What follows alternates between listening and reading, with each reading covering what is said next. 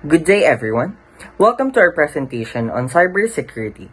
We're the Group 5, and today we'll dive into the evolving threat landscape, why cyber incidents are so common, who is behind these attacks, the type of exploits, Philippine laws, and how organizations can protect themselves using the CIA triad and respond effectively to attacks. Here's a quick overview on today's landscape.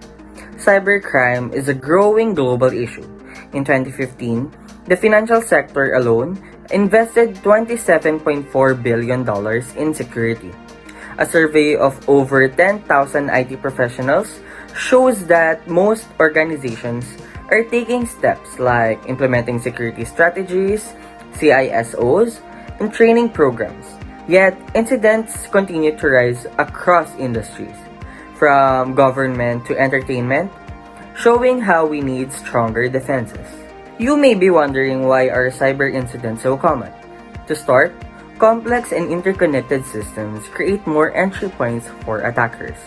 Then, rapidly changing technology makes it hard for IT to keep up.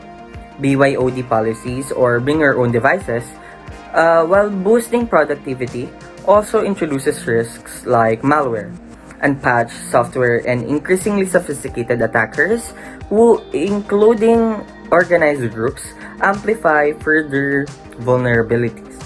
Now that we know why, let's explore who these attackers are. This segment of cybersecurity enumerates the key types of cybercriminals, from black hat hackers seeking personal gain to cyber terrorists targeting critical infrastructure. Each has unique motives, but the general gist is that all of them exploit system weaknesses. So let's focus on how they attack. Here we see specific examples. Black hat hackers breaking in for profit, hackers damaging systems, and insiders misusing their access permissions. Industrial spies steal trade secrets, while hacktivists and cyber terrorists pursue ideological goals.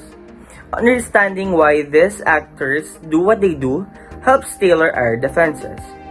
So, we know their motives, so now let's see their methods. These are the types of cyber exploits.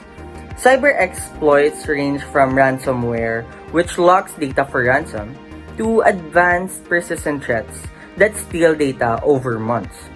Meanwhile, virus, worms, and trojans disrupt systems, while phishing and DDoS attacks exploit user trust or overwhelms network. Cyber espionage and cyber terrorism is more focused on target-sensitive data or infrastructure. So how does the Philippines handle these cyber exploits? Well, in our country, we have two main laws that prosecute computer attacks. First, it's the Cybercrime Prevention Act of 2012 or RA 10175, and the second is the Data Privacy Act of 2012 or RA 10173. The Cybercrime Prevention Act of 2012 addresses hacking, fraud, and cyber libel with strict penalties, while the Data Privacy Act protects personal information, holding both hackers and negligent companies accountable.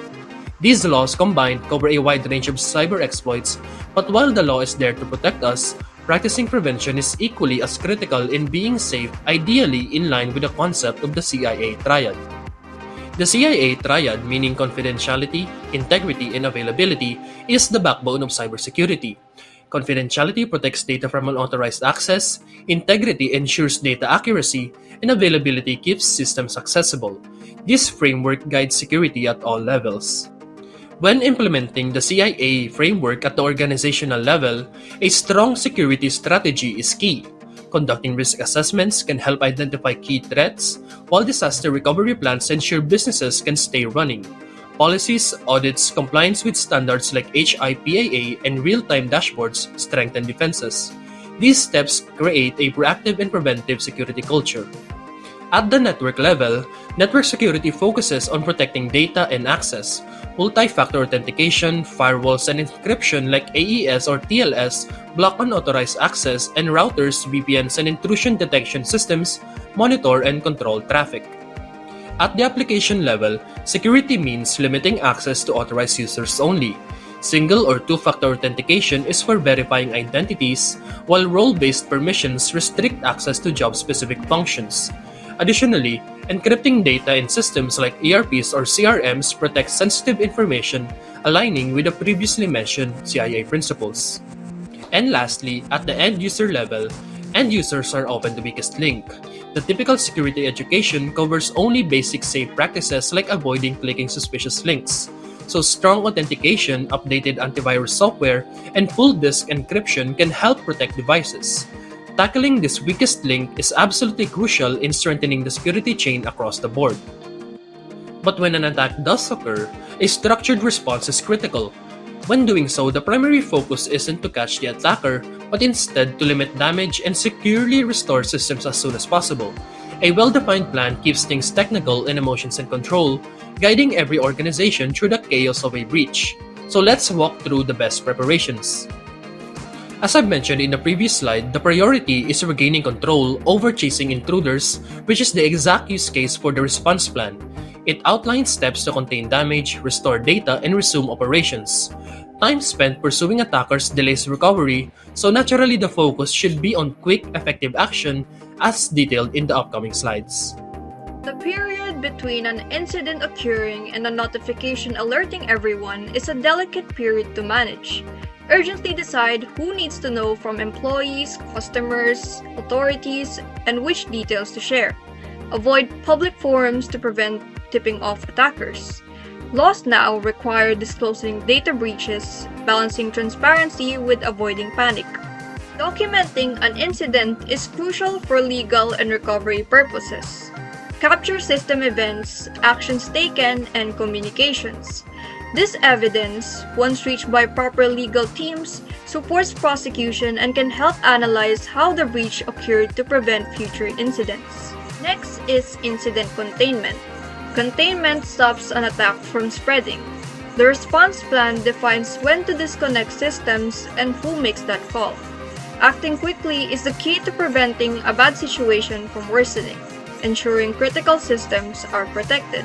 Eradication involves removing malware and patching vulnerabilities. Before starting, verify backups are clean and complete, as original evidence may be lost during this process. Create forensic disk images for later analysis and ensure new backups are made to avoid data loss. After an attack, a formal report is essential. It should detail the incident's timeline, vulnerabilities exploited, and business impact.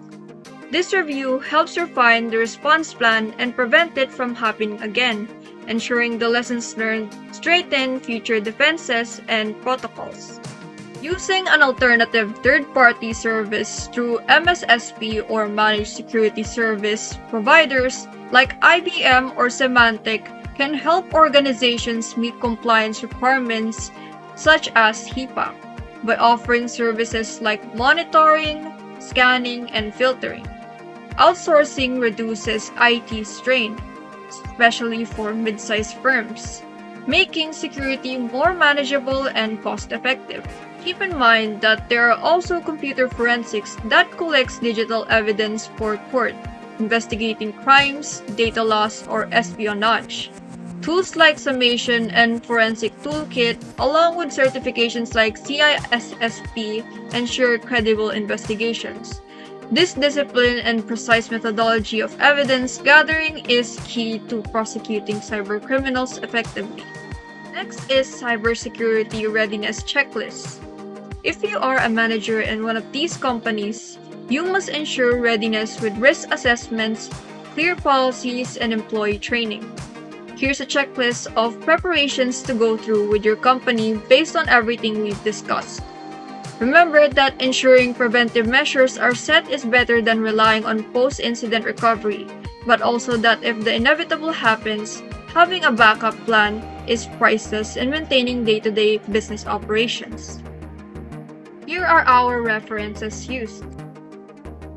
That sums it up for our presentation. Thanks for watching and stay safe and secure.